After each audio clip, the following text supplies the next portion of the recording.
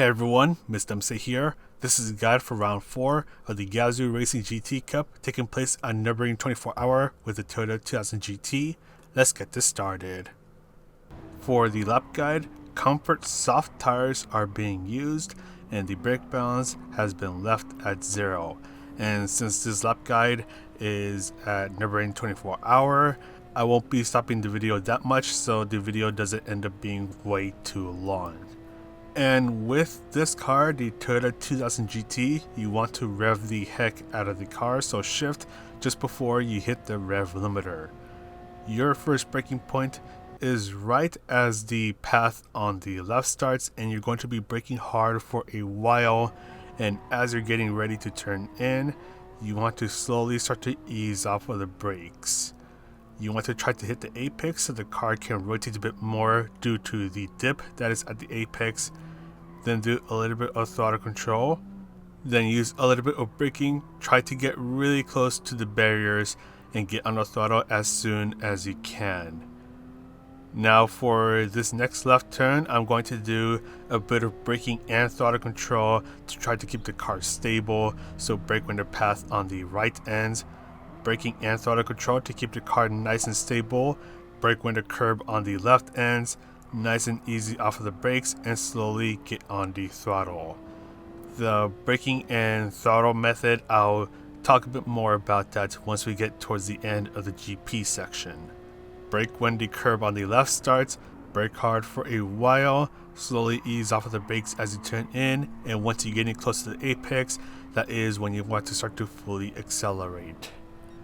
The S's can easily be taken flat out. Just try not to turn in too much so you don't lose too much speed.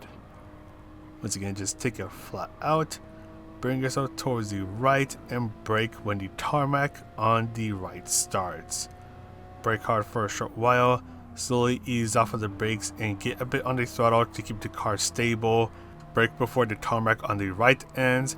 Lots of braking and throttle control to keep the car from sliding too much.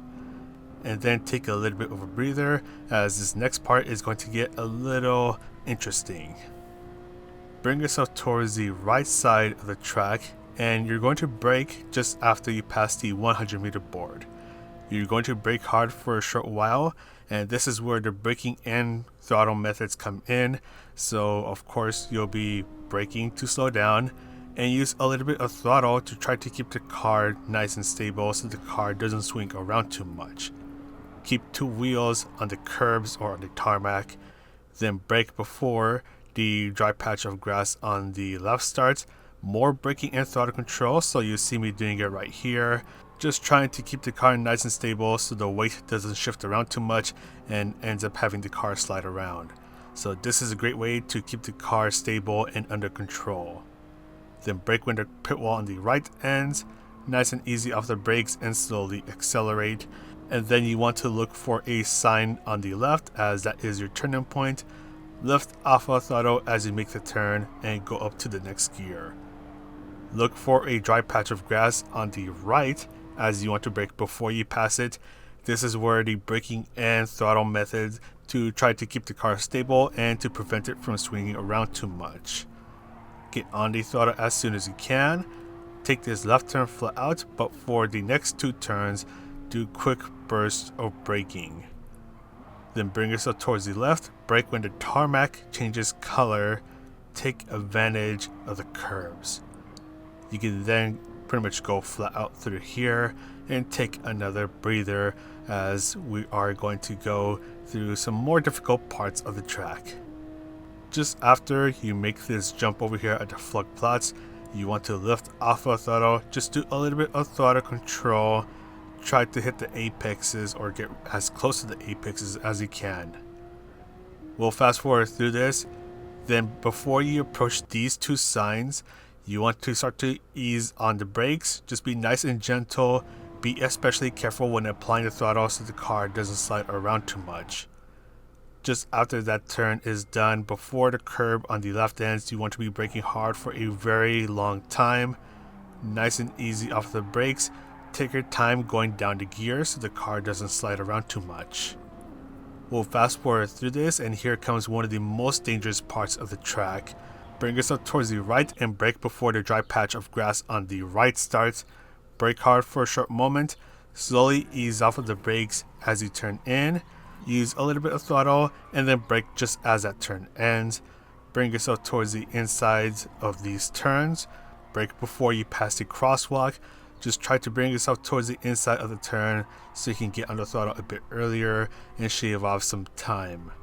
Lots of braking and throttle control are needed for turns like these. Then take another breather as we are going to go through some more difficult parts of the Nordschleife in this car. For this upcoming left turn, you just want to use a little bit of braking, nice and easy on the brakes, then brake just as you pass the writing on the tarmac. Nice and easy off of the brakes, slowly accelerate. Look for some white signs on the left as that is your next braking point. Slowly ease off of the brakes, gently get on the throttle. This next part can be taken flat out, but just after you go through this little S's flat out and then brake before the curb on the right starts. Lots of braking and throttle control needed over here to try to keep the car nice and stable while you're trying to meet up with the apexes. So you want to be especially careful through here as it's really easy to slide off the track as I almost do over here. Then just after the dry patch of grass on the left starts, that is where you want to brake. Braking and throttle control needed over here as well to keep the car from sliding around too much. Try to meet up with the apexes once again and get on the throttle as soon as you can. Then look for the curb on the right as you want to brake before it ends. So once again, brake before the curb on the right ends. Slowly ease off of the brakes. Then brake before the curb on the left ends. Nice and easy off the brakes. Gently get on the throttle as this part is a little bumpy. Take this left turn flat out.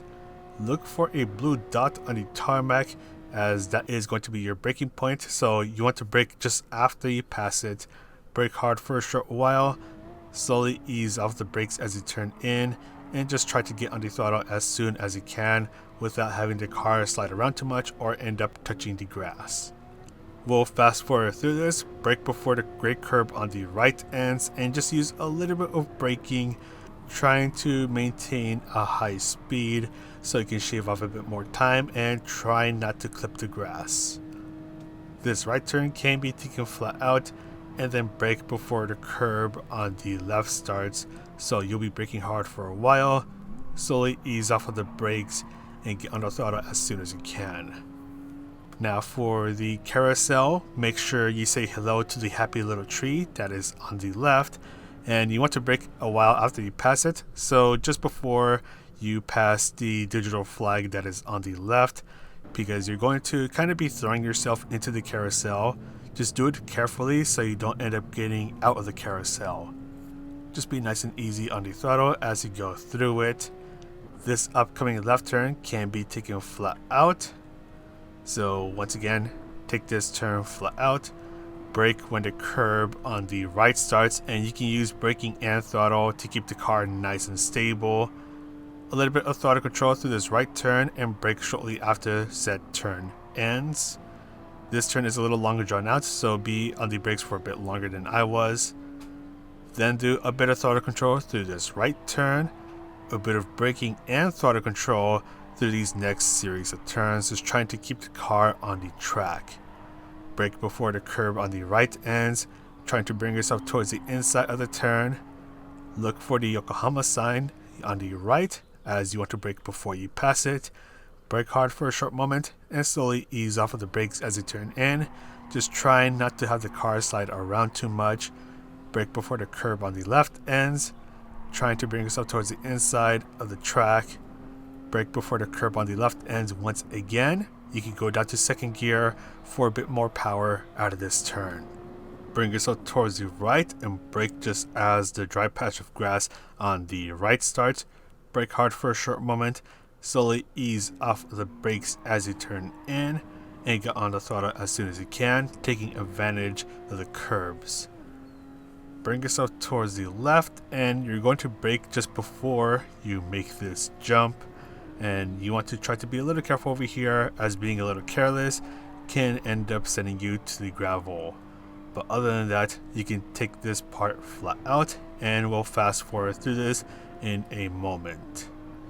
So take this part flat out, then look for the path on the right, or the digital flag on the right, as you want to brake before you pass it. Be a little careful on your braking to maintain stability. Bring yourself towards the right, brake before the curb on the right ends. Nice and easy off of the brakes and onto the throttle.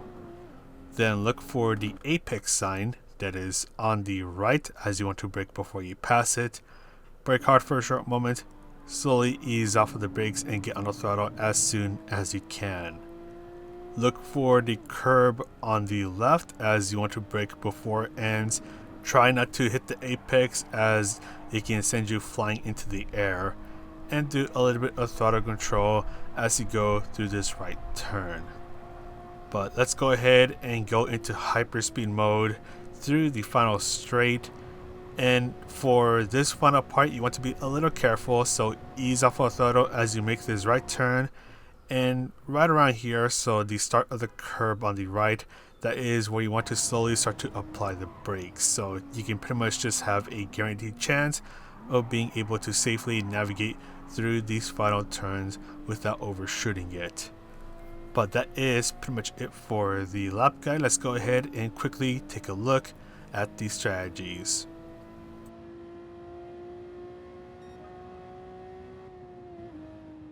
For the qualifying session, you have 16 minutes to try to get a good qualifying time, so this will give you enough time to have one chance to try to get the best qualifying time possible. And just like in the manufacturer guide recently, you pretty much want to qualify by yourself so you don't end up getting interrupted by anyone and end up having your own qualifying time ruined. And because the tower is a ×1, you can pretty much just go all out from the very start of the qualifying session. Once again, just try to make sure that you give yourself plenty of space so that you can end up qualifying by yourself and you have very little to no risk of getting interrupted.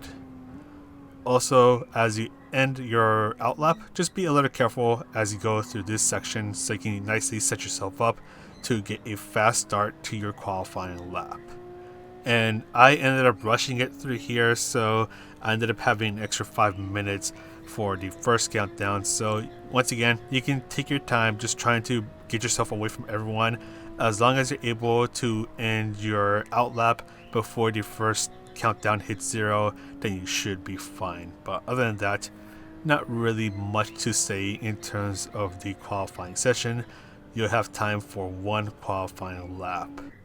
For this race, we are doing 2 laps at Nurburgring 24-hour with the Toyota 2000 GT, so this is a one-make race. The tower is a ×1, so tower is obviously not an issue, but you are on the comfort soft tires, so there's not that much grip to be offered with these tires. And the car itself, the Toyota 2000 GT, the weight likes to shift around a lot, so you do want to be a little careful about how you navigate through this track. So you want to be a little easy on the brakes, especially at the start of the race because you have cold tires. And as I mentioned in the lap guide, you can use the both braking and throttle to try to keep the car nice and stable. And you'll actually see me use it through this first turn just so you can get an idea of how it'll work out. So once again, a bit of braking, a bit of throttle, it will keep the car nice and stable and will prevent it from sliding around too much. Fuel is a ×4 and fuel is surprisingly not an issue. I would say just keep an eye on it every now and then, and as long as you're using around 50% of fuel or less per lap, because this is just 2 laps, then you should be good.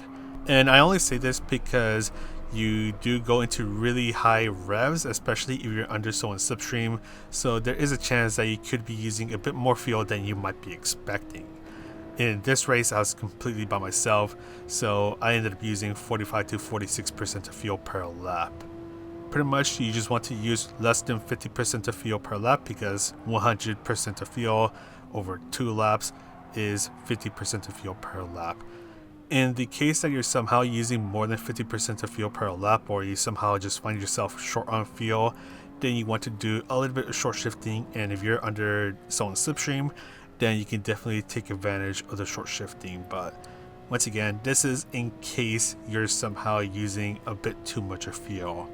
And this is especially the case over here at the final straight over at the Nordschleife section, where if you're under someone's slipstream, you're going to be going a bit faster than usual. You'll be using up more revs, so there is that little off chance that you may end up using a bit more fuel than what you may think that you're using.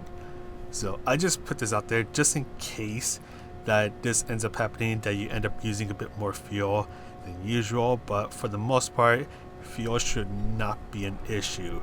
This race is pretty much more about survival and just trying to carefully plan your overtakes, because overtaking here, especially in this sort of combination, is going to be especially dangerous and risky. For the most part, if you're able to keep the car on the track and not make too many mistakes, then there is a good chance that you'll easily gain a couple of spots, because other cars are trying to push it too much and they end up binning it. But anyways, at the end of the first lap, we use 46% of fuel, so fuel not an issue. And we're going to skip on over towards the end of the race. We do have a bit of tire, but once again, it's not an issue at all. And we're going to have a little bit under 10% of fuel, so once again, fuel is not going to be an issue, especially in the simulation run. But for the most part, fuel shouldn't be an issue. This is pretty much an all-out race. It's all about survival. And at the end of this race, we're going to end up with 9% of fuel left. In a moment, we'll go ahead and start talking about places to overtake and the penalty serving zones, but I do want to note that in a combination like this, it's going to be incredibly risky to try to get an overtake done, so you want to be very careful about how you go about that, because if you do it wrong, you risk creating an incident and you end up risking going off track and completely binning it.